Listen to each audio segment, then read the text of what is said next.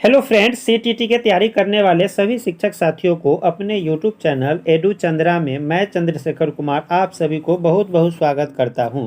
आज हम हिंदी का शिक्षण शास्त्र लेकर आया हूं, जो आगामी सीटीटी के एग्ज़ाम में पेपर 1 और पेपर 2 वाले के लिए काफ़ी इम्पोर्टेंट रहने वाला है।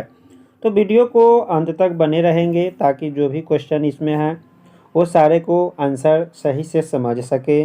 और इसमें जो है 15 क्वेश्चन लाया हूँ जो सिर्फ शिक्षण शास्त्र का है, और बाकी जो है गद्य खंड और पद्य खंड से मिला करके आपको जो है 15 अंक का जो है पूछा जाता है। तो उसको अलग से मैं वीडियो बनाऊंगा, तो आप जो है लगातार मेरे साथ वीडियो में बने रहे, अंत तक बने रहे।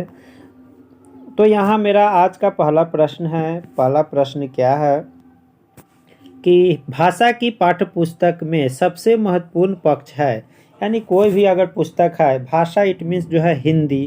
भाषा में क्या क्या आता है, तो हिंदी आता है, संस्कृत आता है, इंग्लिश आता है, उसके बाद जो है उर्दू आता है, बांग्ला भाषा आता है, अलग अलग भाषा है। लेकिन जनरली सीटीटी में आपको ज़्यादा जो है हिंदी भाषा का, संस्कृत भाषा का विशेष रूप से जो है फोकस किया जाता है, बच्चे लेते हैं एग्ज़ाम में। तो अभी मैं हिंदी भाषा की बात करता हूँ। तो हिंदी एक भाषा है और उसके पाठ्य पुस्तक में सबसे महत्वपूर्ण क्या पक्ष है, तो इसमें जो सारा चीज़ महत्वपूर्ण है, लेकिन यहाँ कह दिया है सबसे महत्वपूर्ण पक्ष क्या है। तो यहाँ देखेंगे 4 ऑप्शन में वस्तुनिष्ठ अभ्यास, व्याकरणिक नियमों की सैद्धांतिक व्याख्या,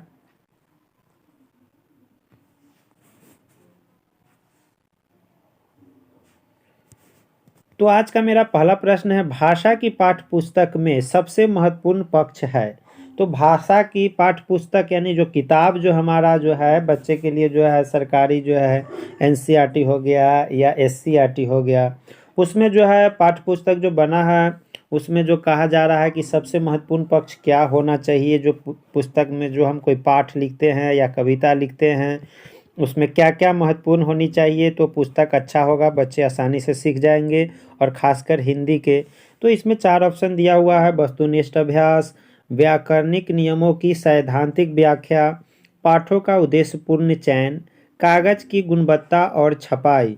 तो इसमें जो है देख रहे हैं कि वस्तुनिष्ठ जो है अभ्यास उसमें कह रहा है कि ज़्यादा होना चाहिए, यानी ऑब्जेक्टिव जो है एक्सरसाइज जो है अधिक होना चाहिए, एक गलत है। छोटा बच्चा है तो उसमें जो है ये चीज़ रहना ज़रूरी नहीं है। आगे है व्याकरणिक नियमों की सैद्धांतिक व्याख्या, ये भी गलत है, एक्सप्लेनेशन करने की कोई ज़रूरी नहीं है, और व्याकरणिक नियमों को जो है ज़्यादा बताना नहीं है। बच्चे ऐसे भी व्याकरणिक नियम बोलते हैं, जो है बोलते बोलते सीख जाते हैं। उसके बाद एक आया है कि कागज़ की गुणवत्ता और छपाई जो है, कागज़ अच्छा होने से और छपाई अच्छा हो जाने से बच्चे बहुत बड़ा जानकार नहीं हो जाएंगे और वह पाठ्य पुस्तक अच्छा नहीं होगा। हाँ ठीक है, देखने में जो है बच्चे के लिए अच्छे लगेंगे, लेकिन उससे ज़्यादा ज्ञान बच्चे जो है अर्जन नहीं कर पाएंगे। तो इसका सही जवाब होगा पाठों का उद्देश्यपूर्ण चयन। उसमें जो पाठ रहेगा वो पाठ्य पुस्तक में, वह जो है पाठों का जो है एक उद्देश्य होना चाहिए। वह उद्देश्य होगा तब तो बच्चे में कल्पना शक्ति का विकास होगा और बच्चे जो है ज़्यादा समझ पाएगा। आगे हम बढ़ते हैं क्वेश्चन नंबर 2 की ओर। क्वेश्चन नंबर 2 हमारा क्या कह रहा है। क्वेश्चन नंबर 2 यहाँ कह रहा है कि मौखिक कुशलता में शामिल है। यानी कोई भी बात जो है मौखिक बोलते हैं, यानी लिखित की चर्चा नहीं है। हम कोई भी बात 2 तरह से अभिव्यक्त कर सकते हैं। ऐसे तो 3 तरह से सांकेतिक भी होता है, उसके बाद मौखिक होता है और लिखित होता है। तो जनरली जो है हम मौखिक कुशलता में शामिल क्या क्या हो सकता है, जो बच्चे जो है ज़्यादा अच्छे से बोल सके, अपने बातों को अभिव्यक्त कर सके। तो उसमें हम 4 ऑप्शन दिया हुआ है। तत्सम शब्दों का प्रयोग की कुशलता होना चाहिए, गलत। तीव्र गति से बोलने की कुशलता, बहुत तेज़ी से बोलेगा तो भी ठीक बात नहीं है, वो मौखिक कुशलता में नहीं आता है। उसके बाद है बोलते समय दृष्टांतों का प्रयोग करने की कुशलता, ये भी गलत हो गया। उसके बाद है 4 में विभिन्न प्रकार की औपचारिक अनौपचारिक चर्चाओं बेझिझक बोलने की कुशलता, ये काफ़ी इम्पोर्टेंट है।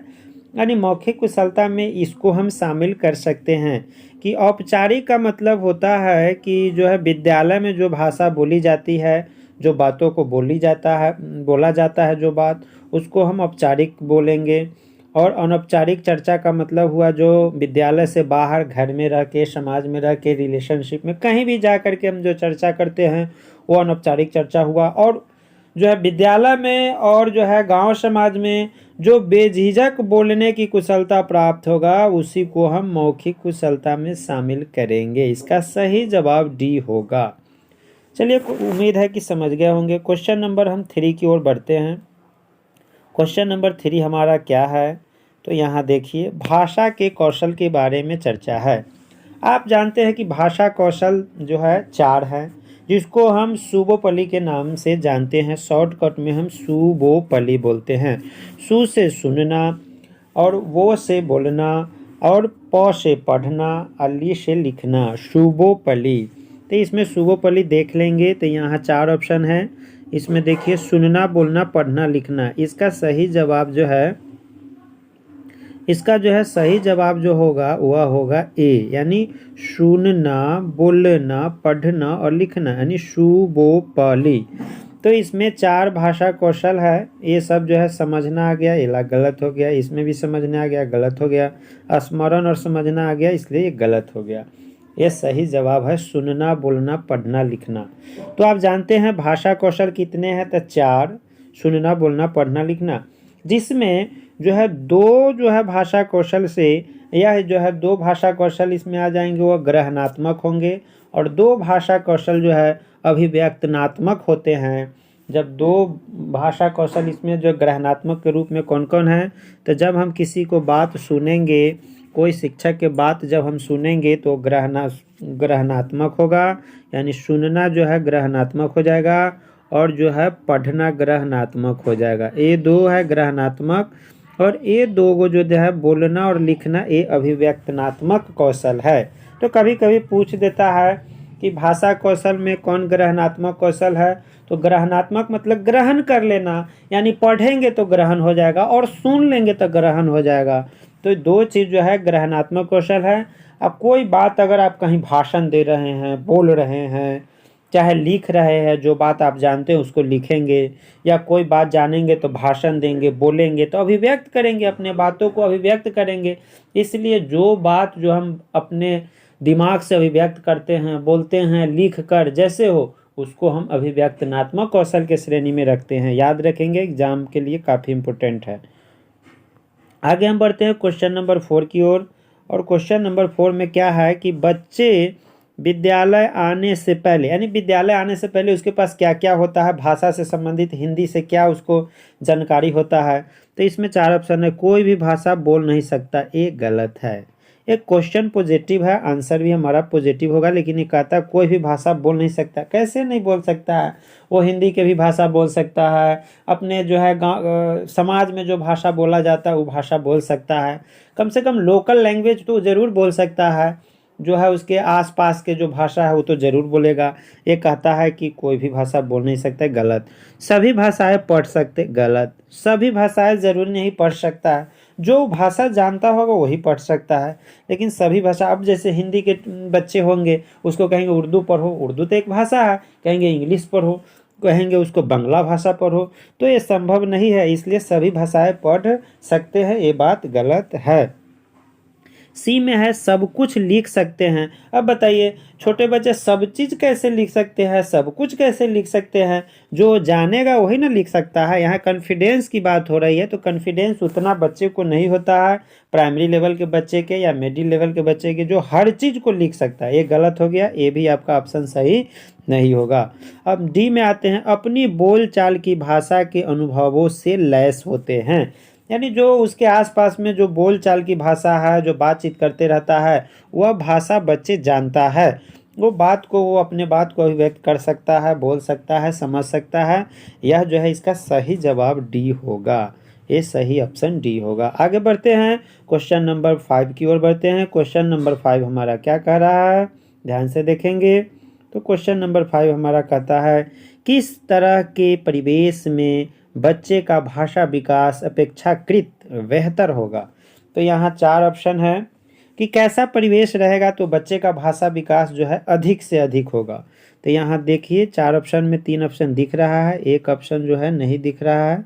इसको देखने का प्रयास करेंगे। चलिए 4 ऑप्शन यहाँ दे दिए। यहाँ जो है एकल परिवार, जहाँ माता पिता मानक भाषा का प्रयोग करते हैं। मानक भाषा इट मीन्स स्टैंडर्ड भाषा। तो स्टैंडर्ड भाषा से बच्चे नहीं सीखेंगे। और यहाँ एकल परिवार आ गया। एकल का मतलब सिंगल परिवार, तो ज़्यादा परिवार में ज़्यादा मेंबर रहेंगे, ज़्यादा सदस्य रहेंगे, तो ज़्यादा सदस्य रहने से बच्चे ज़्यादा सीखेंगे, क्योंकि ज़्यादा सदस्य रहेंगे तो बच्चे भी उसमें ज़्यादा रहेंगे, पढ़े लिखे भी ज़्यादा रहेंगे। तो ये आपका गलत हो गया। आगे है संयुक्त परिवार, जहाँ परिवार के सभी सदस्य बच्चों के साथ निरंतर अंतःक्रिया करते हैं। संयुक्त परिवार का मतलब हुआ एक परिवार से अधिक परिवार, यानी जुड़ा हुआ परिवार जो आपस में बांटा हुआ नहीं है और सभी एक जगह रहते हैं। सभी परिवार के जो सदस्य हैं जो बच्चे के साथ कुछ न कुछ निरंतर अंतःक्रिया करते रहते हैं, बातचीत करते रहते हैं, उससे बच्चे सीखते हैं। इसका सही जवाब बी होगा। अब ये भी जान लेते हैं कि ई सी नहीं का होगा। तो आधुनिक तकनीकी से लैस कक्षा जहाँ भाषा प्रयोगशाला का निरंतर प्रयोग हो, ये हो गलत। शिक्षक द्वारा मानक भाषा का प्रयोग करना गलत। शिक्षक को स्टैंडर्ड भाषा का प्रयोग नहीं करना है। वो जहाँ पढ़ाएंगे वहाँ के आस पड़ोस के भाषा का ज़्यादा से ज़्यादा उपयोग करेंगे और बच्चे का मातृभाषा का प्रयोग ज़्यादा करेंगे। अगला क्वेश्चन की ओर बढ़ते हैं। क्वेश्चन नंबर जो है 6 हमारा क्या कह रहा है? इसमें कह रहा है कि सुनना जो है कौशल में शामिल है। सुनना जो कौशल में शामिल है, यानी सुनना कौशल में क्या क्या शामिल है, यानी किस तरह से हमको सुनना चाहिए, कोई भी बात को कैसे सुने, शांतिपूर्ण ढंग से सुने, रुचि से सुने, धैर्य से सुने, कि बेगर जो है अटर पटर बोलते रहे, हिलते रहे, डोलते रहे, ये सब जो है तरीका नहीं है। सुनने का कौशल में आपको जो है धैर्य होकर सुनना चाहिए, रुचिपूर्वक सुनना चाहिए, दूसरों को बात को ध्यान से सिर्फ बोलना नहीं चाहिए, सुनना भी चाहिए। तो सुनना कौशल में क्या शामिल है? 4 ऑप्शन है। दूसरों की बात सुनने में रुचि, धैर्य और प्रतिक्रिया। आगे है बी में प्रश्नों को ध्यान पूर्वक सुनने की क्षमता का विकास। यहाँ प्रश्नों की बात हो रही है, गलत। शांतिपूर्वक सुनना, सुने हुए शब्दों को केवल पुनरावृत्ति करना, यानी सुने हुए बात को कहता है सिर्फ पुनरावृत्ति करना, दोहराना, बार बार उसको बात को बोलना, तो ये गलत है, ऐसे नहीं करना है। और शांतिपूर्वक भी सुनना तो है ही, ये भी बात तो सही है, लेकिन सबसे ज़्यादा ठीक जो है कि दूसरों की बात सुनने में रुचि, धैर्य और प्रतिक्रिया होना चाहिए। यानी दूसरों को बात को ध्यान से सुनेंगे, रुचि से सुनेंगे और धैर्य तो रहना ही चाहिए, और उसके बाद प्रतिक्रिया दीजिए कि हाँ ये बात आप बोले सर कि यहाँ ये ठीक है, तो प्रतिक्रिया भी देना चाहिए। ऐसा ना कि सिर्फ धैर्य से सुनिए, रुचि से सुनिए, आप दूसरे को प्रतिक्रिया नहीं दिए, जवाब सवाल नहीं कीजिए, तो ये गलत है। इसलिए इसका सही जवाब ए होगा। सुनने के कौशल में ये शामिल है। अगला क्वेश्चन नंबर हम 7 की ओर बढ़ते हैं। क्वेश्चन नंबर 7 हमारा क्या कह रहा है? किस प्रकार का प्रश्न प्राथमिक बच्चों की भाषाई क्षमता आकलन करने में सर्वाधिक सक्षम है? यानी प्राथमिक के बच्चों को जो है भाषा की क्षमता आपको आकलन करना है, जांचना है कि ये कितना बच्चा जानता है, कैसे अपने बातों को सही से बता पाएगा। तो उसको चेक करने के लिए हम कौन सा नियम लागू करेंगे? 4 ऑप्शन दे रहा है। कहानी को दोहराने के लिए कहेंगे, गलत। याद की गई कविता सुनाइए, ये भी गलत। याद तो करवाना नहीं है, कहानी को दोहराना नहीं, याद नहीं करवाना है। उसके बाद है किसी दृश्य का वर्णन कीजिए, ये बात जो है सही हो सकता है। पाठ में से 4 संज्ञा शब्द चुनिए, गलत। 4 संज्ञा शब्द सुन लेने से उसको आकलन कर लेंगे?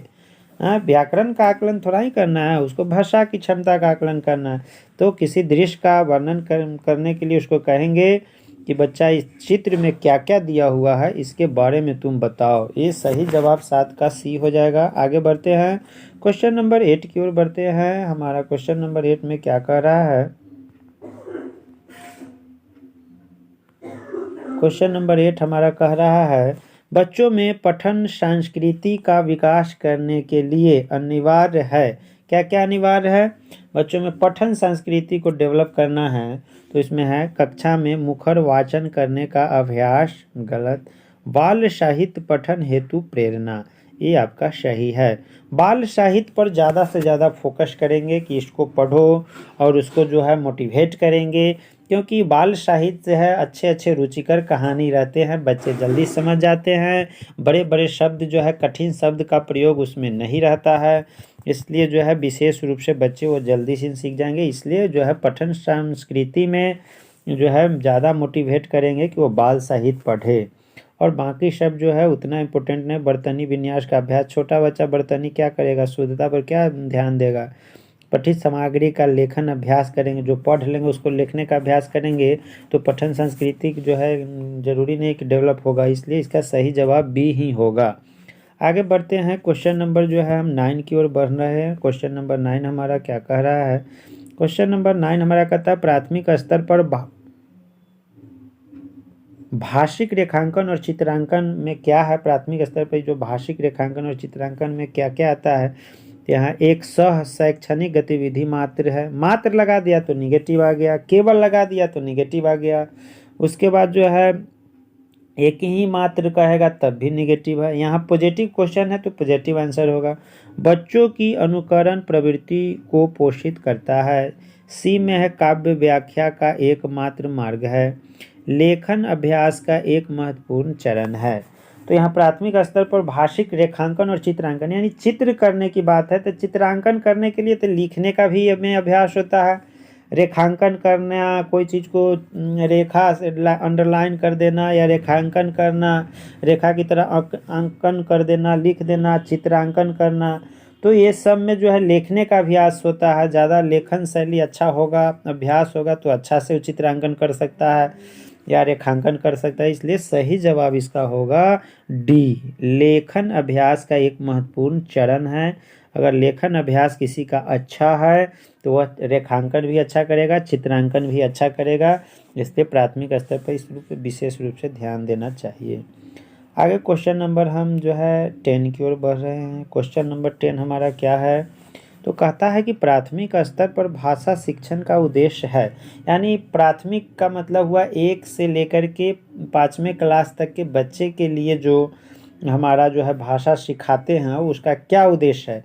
तो इसलिए सिखाते हैं क्योंकि जो है विशेष रूप से वह हर जगह जो है उसको हिंदी का उपयोग कर सके, अपने दैनिक जीवन में सही से जो है उसका उपयोग करे, और उसके बाद जो है हिंदी से संबंधित जो है परिचय करा देना है, यही मुख्य उद्देश्य है कि कहीं जाके अपने बातों को अभिव्यक्त कर पाए, रख पाए। तो यहाँ 4 ऑप्शन है। साहित्य की विधाओं से परिचित कराना, हिंदी के विविध रूपों से परिचय कराना, कुशल लेखक बनाना, कुशल वक्ता बनाना। तो यहाँ कुशल वक्ता गलत है, क्योंकि ज़्यादा कुशल बोलने वाला थोड़ा ही बनाना है, इसलिए हिंदी थोड़ा ही पढ़ाते हैं कि जाके भर दिन भचर भचर बोले कहीं, तो ये गलत है। उसके बाद है कुशल लेखक बनाना, यानी उसको राइटर बनाना है, ये सब गलत है, सब काल्पनिक बात है, ये सब एडवांस बात है, ये भी नहीं होगा, ये भी एक गलत है। उसके बाद हम बात कर लेते हैं, तो हिंदी के विविध रूपों से परिचय कराना, इसीलिए प्राथमिक स्तर पर भाषा पढ़ाते हैं कि ताकि हिंदी के विविध रूप से वो परिचय हो जाए, वो बच्चे जान जाए, इसलिए यही इसका सही जवाब है। साहित्य क्षेत्र आ गया तो साहित्य बड़े बच्चे के लिए होता है, सीनियर क्लास के लिए, इसलिए यह निगेटिव है, इसलिए इसका सही जवाब बी होगा।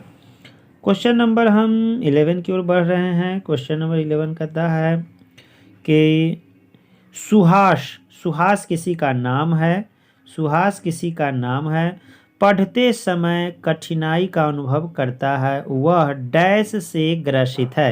यानी सुहास लड़का है जो पढ़ाई में उसको कठिनाई महसूस होता है, कोई भी चीज़ को रीडिंग करने में कठिनाई होता है, तो वह कौन चीज़ से ग्रसित है?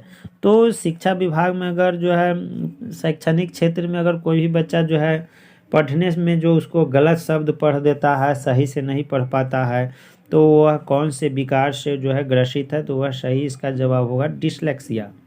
और डिस्ग्राफिया में जो है लेखन संबंधी अगर अक्षम जो है असक्षम बालक है, कोई भी चीज़ को सही से नहीं लिख पाता है, तो डिस्ग्राफिया से ग्रसित है। और पठन विकार में डिसलेक्सिया से। और गणित के जो है आपको उसको किसी तरह का प्रॉब्लम होता है गणित से संबंधित, जैसे 3 पर 6 36 होता है और उल्टा लिख दिया, 6 3 इधर लिख दिया, 6 इधर लिख दिया, तो 63 हो जाएगा, तो उसको डिसकैलकुलिया है, जो अक्षर को सही स्थान से नहीं पहचान पाता है और गलत लिख लेता है। 56 को जो है 65 लिख लिया, तो इस तरह से देख लेते तो डिस्कुलिया है। तो इस तरह से जो है जो प्रॉब्लम होता है बच्चे जो है डिस्थीमिया है, ये सब जो है क्या है, वो सब विकार है बच्चे से संबंधित। तो इसका जो है श्वास पढ़ते समय डिसलेक्सिया से ग्रसित है, और जो है लेखन संबंधी अगर विकार है तो डिस्ग्राफिया से। तो ये दोनों मस्ट भी आया, एक गणित से संबंधित प्रॉब्लम है तो डिसकैलकुलिया। इसका सही। आगे हम बढ़ते हैं क्वेश्चन नंबर 12 की ओर। यहाँ क्वेश्चन नंबर 12 क्या कह रहा है हमारा? क्वेश्चन नंबर 12 कहता है कि भाषा शिक्षक को स्वयं अपनी भाषा प्रयोग की क्षमता को बढ़ाना चाहिए। यानी कोई भी हिंदी के शिक्षक है तो जो है अपने भाषा प्रयोग की क्षमता को बढ़ाना चाहिए, स्वयं बढ़ाना चाहिए। क्यों बढ़ाना चाहिए जान लेते हैं। वह भाषा का शिक्षक है, उसके बाद विद्यालय का निर्देश है, इससे वह दूसरों पर प्रभाव डाल सकता है। चौथा ऑप्शन है उसका भाषा प्रयोग कक्षा में भाषा वातावरण का निर्माण करता है। तो यहाँ आया है कि एक हिंदी के शिक्षक है तो हिंदी का जो है वो जो है ज़्यादा प्रयोग करने की जो है यहाँ चर्चा हुई है, तो इसका सही जवाब होगा डी। क्योंकि वह जो है भाषा का प्रयोग ज़्यादा से ज़्यादा करेगा तो कक्षा में भाषा वातावरण का निर्माण जो है सही से हो पाएगा, इसीलिए है इसका सही जवाब यही। ऐसा नहीं कि भाषा शिक्षक है तो विद्यालय का निर्देश है कि आप हिंदी के टीचर है तो भर दिन हिंदी पढ़ते रहिए, हिंदी पढ़ाते रहिए। आगे क्वेश्चन नंबर हम 13 की ओर बढ़ते हैं। क्वेश्चन नंबर 13 हमारा क्या है? तो यहाँ क्वेश्चन है भाषा अर्जन और भाषा अधिगम में मुख्य अंतर है, क्या है? तो 4 ऑप्शन है पाठ पुस्तक के अभ्यासों का अभ्यास करने का, स्वाभाविकता का, भाषा के नियमों को स्मरण करने का, भाषा लेखन के अभ्यास का। तो यहाँ भाषा अर्जन का मतलब हुआ कि बच्चे जो है भाषा अर्जित करते हैं, स्वयं बिना सीखे हुए अर्जित करते हैं, सीख लेते हैं, वो हो गया भाषा अर्जन। और भाषा अधिगम का मतलब हुआ कि किसी के समक्ष वो सीखता है, उसको हम भाषा अधिगम बोलते हैं। अब भाषा अर्जन का मतलब बच्चे स्वयं जो है कहीं ना कहीं सीख लेते हैं, बिना गुरु को ज्ञान हो जाता है, उसे भाषा अर्जन कहते हैं। और भाषा अधिगम में जो है किसी न किसी के संपर्क में जाके सीखता है। ये दोनों में मुख्य अंतर क्या है? तो ये दोनों एक दूसरे से जो है स्वाभाविकता रूप से जुड़ा हुआ है, लैस है। इनमें रटने, अभ्यास करने और लेखन अभ्यास का कोई में स्थान नहीं है, सब गलत, स्मरण सब गलत, ये भी गलत। यहाँ सही जवाब है स्वाभाविकता है, दोनों एक दूसरे से जुड़ा हुआ है। अर्जन किया, सीखा, दोनों एक दूसरे से स्वाभाविक, इसका सही जवाब बी होगा। आगे हम बढ़ते हैं क्वेश्चन नंबर जो है 14 की ओर। क्वेश्चन नंबर 14 हमारा कह रहा है कि एक बहुभाषिक कक्षा में बच्चों की गृह भाषा का प्रयोग को क्या करना चाहिए? बहुभाषिक कक्षा का मतलब हुआ बहुत सारा भाषा बोला जाता है, वैसे में जो है बच्चों जो है गृह भाषा का बच्चों की गृह भाषा के प्रयोग को क्या करना चाहिए? सम्मान देना चाहिए, प्रोत्साहन नहीं देना चाहिए, अत्यंत सीमित कर देना चाहिए, कदापि प्रोत्साहन नहीं करना चाहिए। ये सब गलत है, ये सब निगेटिव है। इसका सही जवाब है कि सम्मान देना चाहिए। बहुभाषिक कक्षा का मतलब हुआ एक से अधिक भाषा का प्रयोग, वहाँ उर्दू, हिंदी, इंग्लिश, संस्कृत, अरबी, फारसी, जो भी भाषा का प्रयोग होता है, बहुत सारा भाषा का, भोजपुरी हो गया, मैथिली हो गया, तरह तरह का भाषा का प्रयोग वहाँ होता है, तो उसको हम बहुभाषिक कक्षा बोलते हैं। अब बच्चों की गृह भाषा के प्रयोग का मतलब हुआ कि घर के जो है भाषा वो बोलता है। अगर आप हिंदी के शिक्षक हैं तो आप थोड़ा स्टैंडर्ड हिंदी भाषा कहेंगे बच्चे को बोलो, लेकिन वह घर के भाषा तुम ताम गे गा इस तरह का जो किस तरह तक जो होता है लोकल भाषा वो बोलेगा, तो भाषा को इग्नोर नहीं करना है, उसको जो है सम्मान देना है। और सम्मान देने से क्या होगा? बच्चे मोटिवेट होंगे, आगे अच्छे से पढ़ेंगे। इस तरह से क्वेश्चन नंबर हम लास्ट जो है 15 की ओर बढ़ते हैं और यह अंतिम हमारा क्वेश्चन है। भाषा एक औजार है जिसका उपयोग करते हैं, कहाँ करते हैं? जिंदगी को समझने के लिए, जिंदगी से जुड़ने के लिए, जीवन जगत को प्रस्तुत करने के लिए उपयुक्त सभी। तो यहाँ भाषा एक औजार है जिसका उपयोग हम हर जगह करते हैं, जिंदगी को समझने के लिए, जिंदगी से जुड़ने के लिए, जीवन जगत को प्रस्तुत करने के लिए, यानी उपयुक्त। इसका सही जवाब ए हो, डी होगा। यानी सारे जो है उपयोग करते हैं भाषा एक औजार के रूप में, सारे चीज़ यह है सही है, इसलिए सही जवाब इसका डी ऑप्शन आप क्लिक करेंगे।